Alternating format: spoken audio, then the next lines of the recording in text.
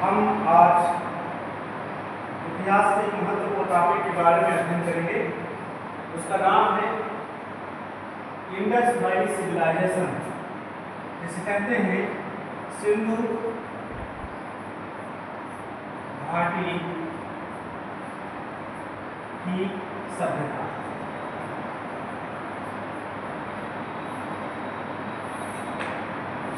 English में से बोलते हैं इंडस वैली सिविलाइजेशन।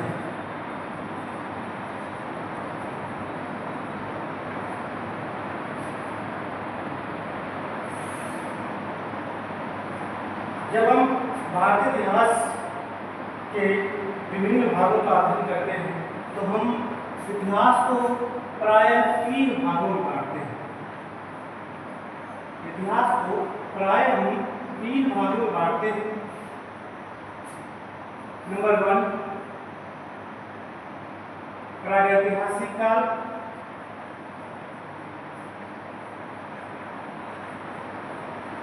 प्रागैतिहासिक काल। नंबर 2 आद्यैतिहासिक काल, ऐतिहासिक काल, आद्य ऐतिहासिक काल। नंबर 3 ऐतिहासिक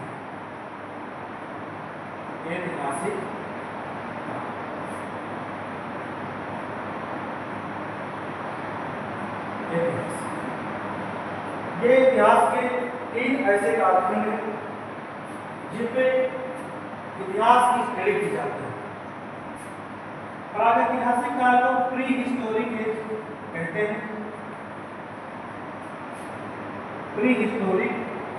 हैं, आद्य ऐतिहासिक काल को प्रोटो हिस्टोरिक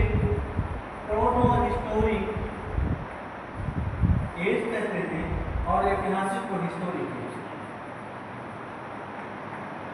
पहले हम तीनों इतिहास के इन कालखंडों को समझने की कोशिश करेंगे। सबसे निकट सभ्यता के बारे में जान सकते हैं। प्रागैतिहासिक काल इतिहास का ऐसा काल होता है जिस पर कोई लिखित साधन उपलब्ध नहीं। उस काल के इतिहास को जानने के लिए हमें तत्कालिक समय के पुरास्थलों की विभिन्न प्रकार की चीजें, जैसे रोजमर्रा की चीजें जो मनुष्य यूज करता, उस समय ज्ञान, अन्य साधन, अन्य तरह के स्रोत जो लिखित शास्त्र से परे, तत्कालिक समय के इन सब सारी चीजों का अध्ययन हम प्रागैतिहासिक काल में करते हैं, जहां पर हमें लिखित साधन उपलब्ध नहीं होते। इतिहास का ऐसा कालखंड को हम आद्यैतिहासिक काल कहते हैं, जहां पर मनुष्य की लिपि पाई जाती है, मनुष्य द्वारा लिखने की पद्धति पाई जाती है, लेकिन उसको आज तक पढ़ा नहीं जा सका। ऐसे कालखंड को प्रोटो हिस्टोरिक एज कहते हैं। ऐतिहासिक काल वह कालखंड है जिस पर मनुष्य के इतिहास को जानने के लिए, धरती के इतिहास को जानने के लिए हम लिखित साक्ष्यों पर निर्भर रहते हैं, और साथ ही साथ यहाँ पर लिखित साक्ष्यों के साथ साथ उस तरह की चीजों पर भी हम निर्भर रहते हैं, जैसे आज का इतिहास है। इस तरह से यदि हम देखें तो सिंधु घाटी सभ्यता का ये जो कालखंड है आद्यैतिहासिक काल के अंतर्गत ही हम इसे रखते हैं, क्योंकि सिंधु घाटी सभ्यता के काल में हम लिपि तो पाते हैं लेकिन हम उसको पढ़ने में असमर्थ हैं। इसलिए इस काल की ऐतिहासिकता या उस काल के इतिहास की संपूर्ण जानकारी को प्राप्त करना थोड़ा मुश्किल से हो जाता है। इस तरह से सिंधु घाटी सभ्यता का जिस समय जिस समय सिंधु घाटी सभ्यता विकसित हुई, उस समय विश्व में बहुत सारी सभ्यताएं थी, जिनमें 3 सभ्यताओं का नाम हम प्रमुख रूप से जानते हैं, अर्थात विश्व की इन तीनों सभ्यताओं, विश्व की सभ्यता और संस्कृति को आगे बढ़ाने में काम किया है। सिंधु घाटी की सभ्यता के साथ मेसोपोटामिया की सभ्यता और मेसोपोटामिया की सभ्यता और साथ ही साथ मिस्र की सभ्यता, अर्थात विश्व की इस समय लगभग तीन सभ्यताएं थी। भारतीय उपमहाद्वीप में सिंधु घाटी की सभ्यता, सिंधु घाटी की सभ्यता, सिंधु घाटी की सभ्यता, पश्चिम एशिया पर मेसोपोटामिया की सभ्यता, मेसोपोटामिया की सभ्यता, मेसोपोटामिया की सभ्यता, मेसोपोटामिया की सभ्यता, और उत्तरी अफ्रीका पर मिस्र, उत्तरी अफ्रीका पर मिस्र की सभ्यता। ये सभ्यता, सिंधु घाटी की सभ्यता भारत पर, उत्तर पश्चिम भारत पर इसका प्रसार, यह प्राय सिंधु और उसकी सहायक नदियां, जिनमें झेलम, चिनाब, रावी, झेलम, चिनाब, रावी, सतलुज, ब्यास और अब जो नदी जो विलुप्त प्राय हो गई है, सरस्वती नदी के आसपास का ये जो क्षेत्र है, इस सिंधु घाटी सभ्यता का प्रसार। पश्चिम एशिया पर पहली ये सभ्यता जो मेसोपोटामिया की सभ्यता थी, वो दजला और फरात नदियों के बीच में थी। उत्तर अफ्रीका पर पहले ये सभ्यता नील नदी के आसपास ये पाई जाती है। आइए विश्व के मानचित्र पर देखें, ये सभ्यताएं कहाँ पर थी।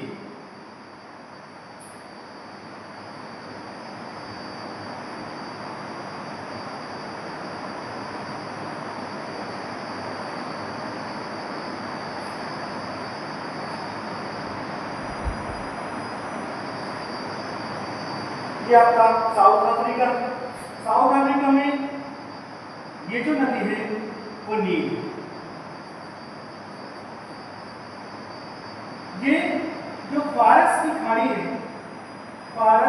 है, इस खाड़ी पर 2 नदियां गिरती हैं, दजला और एक फरात। इन दोनों नदियों के मध्य या आसपास एक सभ्यता पाई गई, जिसे मेसोपोटामिया की सभ्यता कहते हैं। और इस नील नदी के आसपास जो सभ्यता का विस्तार हुआ, उसे मिस्र की सभ्यता कहते हैं। भारत, जहाँ पर ये हमारी सिंधु नदी है, ये सतलुज नदी, ये ब्यास, ये चिनाब, ये झेलम, इन 5 नदियों के संगम पर उत्तर भारत पर यहाँ पर जो सभ्यता का निर्माण हुआ या सभ्यता विकसित हुई, उसे हम सिंधु घाटी सभ्यता के नाम से जानते हैं। और इतिहास का महत्वपूर्ण टॉपिक है, और इसी पर आज हम चूंकि इतिहास का एक बहुत बड़ा टॉपिक है और इसको डीपली स्टडी करने के लिए काफी समय चाहिए, तो इसको हम टुकड़ों में बांटकर पढ़ेंगे। आज हम सिर्फ सिंधु घाटी सभ्यता की, सिर्फ इसकी खोज के बारे में देखेंगे, इसका भारत पर इसकी अवस्थिति कहाँ पर है, इसकी खोज कैसे हुई, भारत पर इसकी अवस्थिति कैसे है, भारत पर इसका विस्तार कहाँ है, भारत के लोगों द्वारा, इतिहास के जितने लोगों द्वारा इसके नामकरण, इसके विभिन्न नामों को कहाँ लिखा गया, इसके विभिन्न पुरास्तर कैसे हैं, इसके विभिन्न तरीके के पुरास्तर कैसे हैं, इस समय इन सब सारी चीजों का आज अध्ययन करेंगे। शेष सिंधु घाटी सभ्यता के पार्ट का अध्ययन हम आगामी क्लास में करते रहेंगे। एक जो सबसे बड़ा विषय है विभिन्न इतिहासकारों के बीच, जो सबसे बड़ा विषय है, उसके नामकरण से रिलेटेड जो लाभ में सभ्यता लगता है, कई विभिन्न विद्वानों के द्वारा इसे कहीं कहीं संस्कृति बोला गया, कहीं कहीं सभ्यता बोला गया। इस पर चर्चा करते हैं कि आखिरकार इस आईबीसी को, इंडस वैली सिविलाइजेशन को हम सभ्यता कहेंगे या फिर इसे हम संस्कृति कहेंगे। आप जानते हैं सभ्यता को सिविलाइजेशन बोलते हैं, सभ्यता को सिविलाइजेशन बोलते हैं, संस्कृति को कल्चर। और दोनों में बहुत अंतर, सभ्यता और संस्कृति अंतर बहुत ज्यादा है और इसको समझने की कोशिश करते हैं।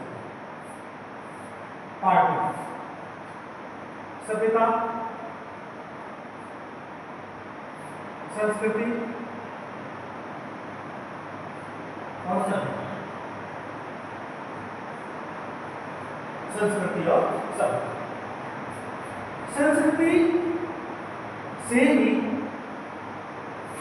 सभ्यता का जन्म होता है, अर्थात संस्कृति से ही, इससे ही इस सभ्यता का क्या होता है, जन्म। अर्थात हम कह सकते हैं यदि संस्कृति मां है तो सभ्यता उसकी पुत्री या पुत्र।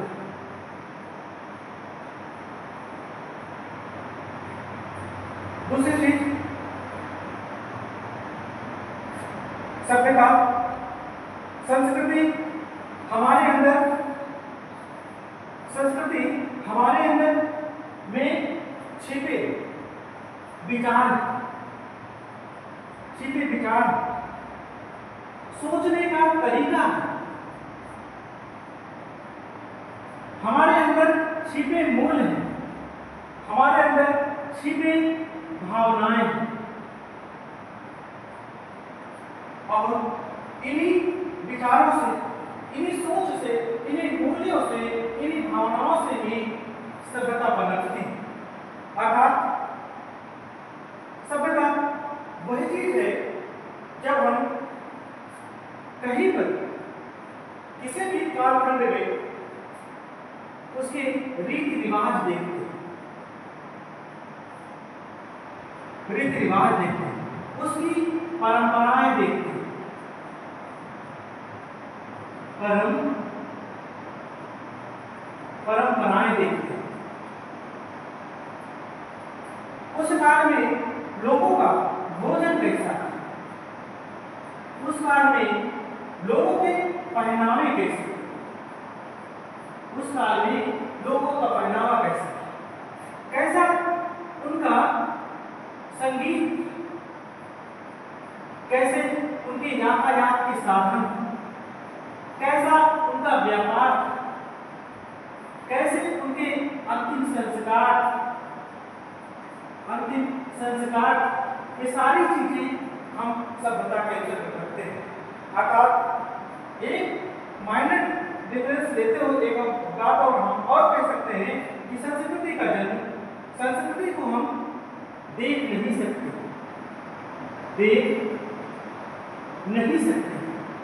या अदृश्य, और सभ्यता दृश्य। बच्चों, आज हम एक छोटी चीजों से एक उदाहरण देकर हम इसको समझने की कोशिश करते हैं। आपके मन में जो विचार, आपकी जो भावनाएं, जैसा सोचते हैं, वो तो उस कैटेगरी को हम संस्कृति के अंदर रखेंगे जिसे कल्चर कहते हैं।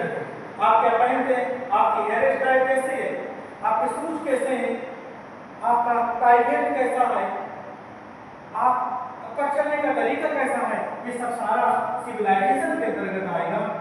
इसलिए हम सिंधु घाटी सभ्यता में हम जब पाते हैं तो तो यहाँ सबसे ज्यादा जब इतिहास में इसका अध्ययन करते हैं तो सभ्यता के अंतर्गत करते हैं, जो इस काल में पुरास्थल कैसे थे, इस काल में लोगों के पुरास्थल, इस काल में जहाँ लोगों का निवास था इतिहास में उनके पुरास्थल कैसे थे, पूरा स्थल में घर कैसे, ये देखते हैं, सड़कें देखते हैं,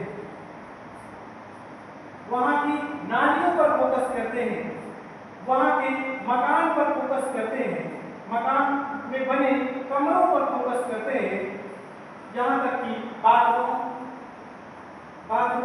पूजा स्थल,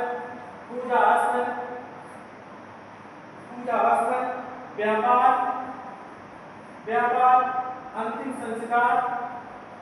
संस्कार आदि से को जानकारी लेते हुए इस कालखंड का हम अध्ययन करते हैं।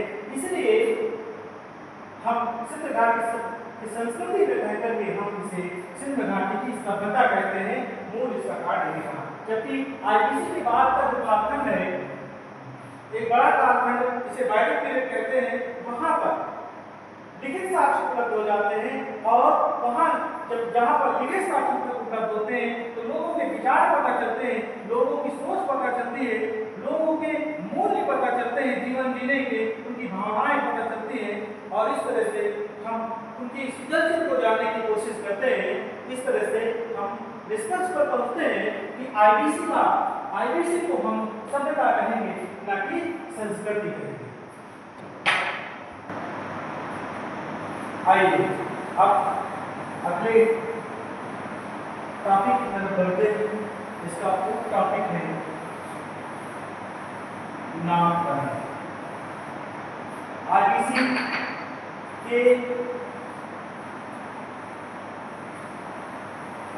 के कालखंड को विभिन्न इतिहासकारों ने विभिन्न नामों से इसे संबोधित किया है। इसके नामखंड के इतिहास को जब हम नजर डालते हैं तो हम 1816 की ओर खोज पाते हैं। 1816 में डेनमार्क की राजधानी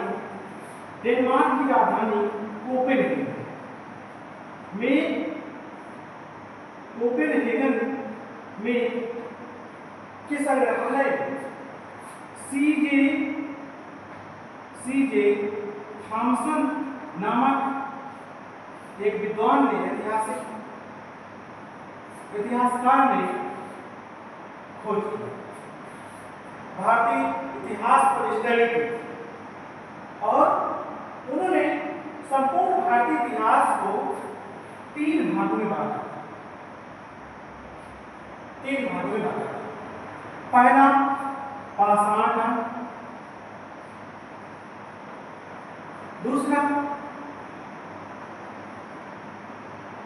कांस्य काल,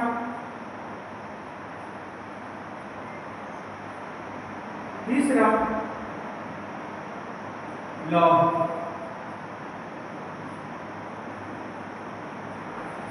माफ करिएगा, ताम्र। इसे उन्होंने कहा ये भारतीय इतिहास का जो पहला कालखंड है उसे स्टोन एज, अगला कॉपर एज, तीसरा आयरन एज। अपनी पूरी स्टडी में उन्होंने पूरे इतिहास को उन्होंने 3 भागों में बांटा। मनुष्य का वैसा कालखंड जिस पर अपने पूरी आजीविका पत्थरों पर निर्भर रहता था वो पाषाण काल कहते हैं। इसके बाद पत्थरों के प्रयोग के बाद मनुष्य द्वारा प्रयोग की गई जो पहली धातु थी वो तांबे की कुल्हाड़ी उन्होंने का आविष्कार किया और इस धातु पर उन्होंने इसको विकसित करते हुए, क्योंकि ये जो धातु थी बहुत लचीली थी, इसको आर्ट बनाने के लिए उस पर टिन नामक एक धातु मिलाई और जब टिन नामक धातु को मिलाई तो तांबा की जो हार्डनेस है, जो इसका जो सॉफ्टनेस था, वो हार्ड में बदल गया और जिससे एक धातु निकल के आई जिसे कांच से कहा है, ब्रॉन्ज।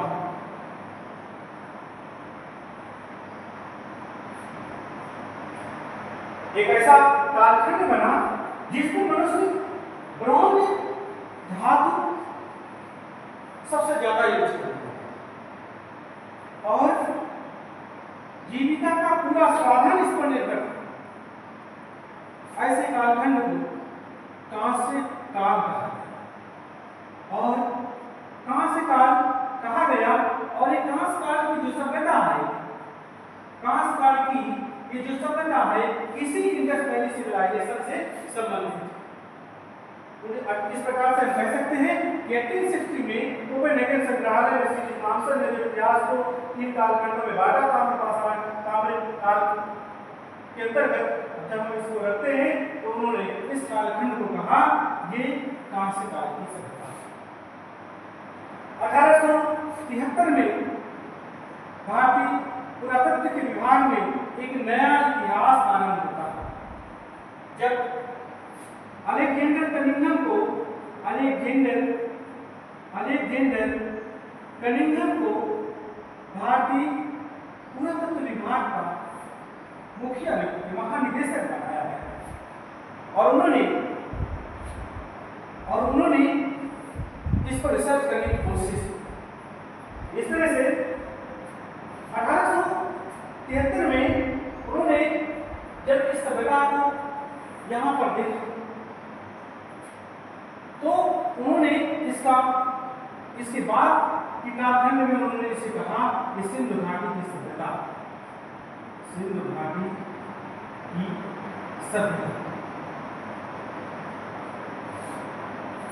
इसके क्षेत्र में विकास 1883 में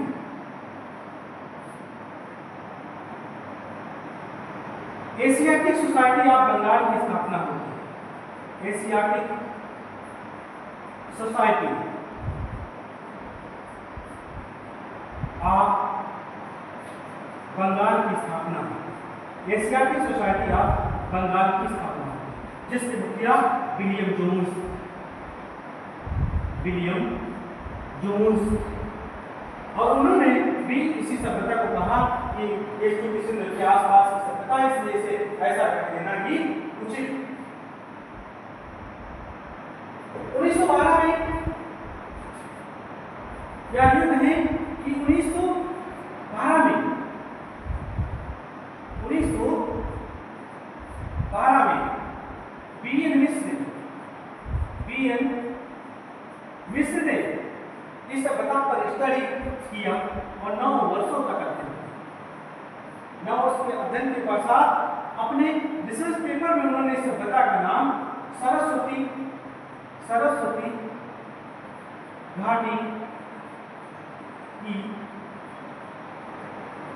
घाटी की सभ्यता इसका नाम दिया। और ऐसा इसलिए क्योंकि ये जो सभ्यता है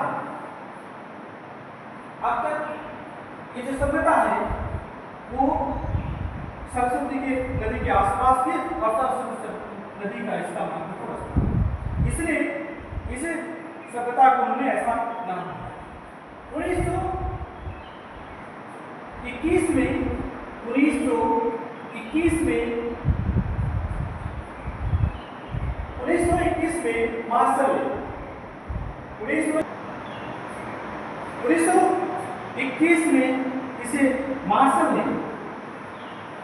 मार्शल ने इसे हड़प्पा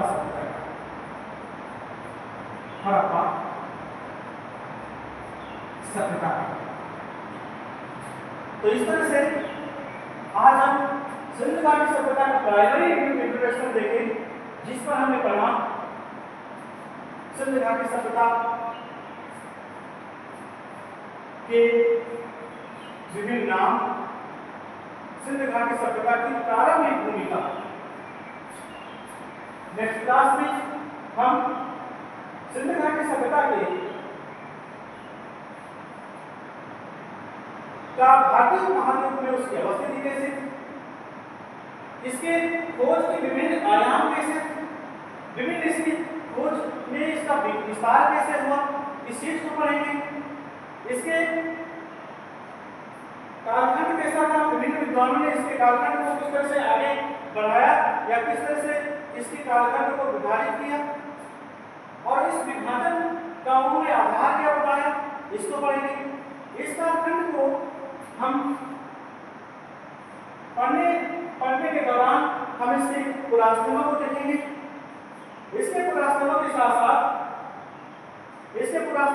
साथ हम यहाँ के रहन सहन को देखेंगे। नमस्कार, धन्यवाद।